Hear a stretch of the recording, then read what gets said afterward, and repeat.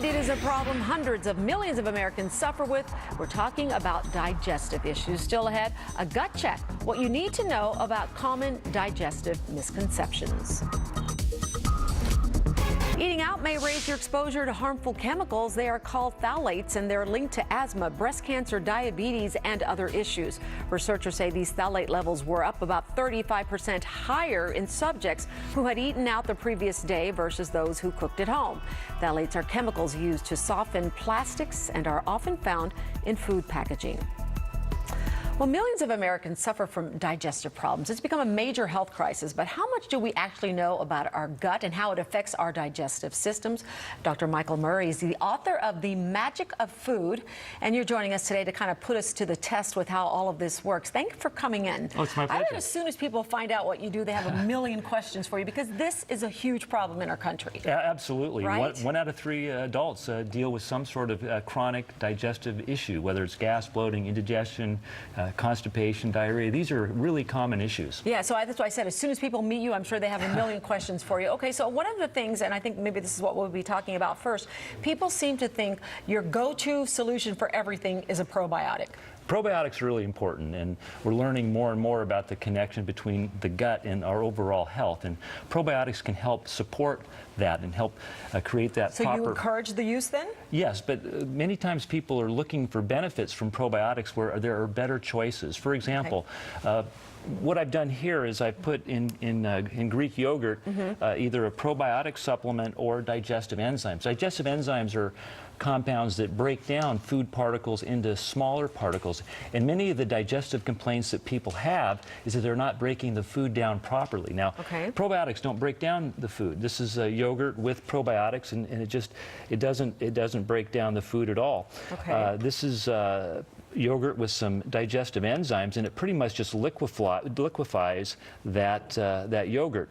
So if we break down food molecules into the smaller molecules, then our body is able to digest and utilize them. If not, then bacteria and other organisms get to it, and that can cause a lot of gas, bloating, inflammation, indigestion, and a lot of these common symptoms. Which is where this magic of food comes in handy, because that's how you explain all of this. Okay, so I'm going to ask you some questions. So we all believe carbonated drinks can cause gas, that's a food problem. Is that true? Carbonated beverages do not cause flatulence, but they can cause burping and belching and some reflux. So, but no, they do not cause flatulence. Okay, then my next question, water weight, is that not, you know, I've gained a few pounds, but I really haven't because it's just water weight.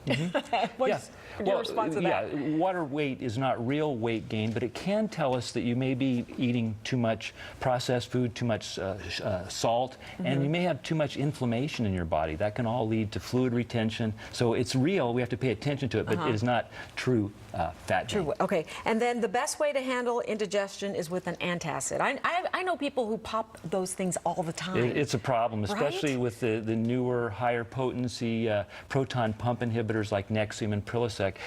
These drugs actually end up blocking digestion and create all sorts of problems as a result, including early mortality. Research shows that these long-term use of these drugs actually increase the risk for heart disease and some forms of cancer, and they also play a role in Alzheimer's disease. Nobody wants those things. So let's get at the root cause, and the root cause for many people is they're not digesting their food properly, and that's where digestive enzymes can really be helpful. Okay, so that brings me to my next question. How do we digest our food properly?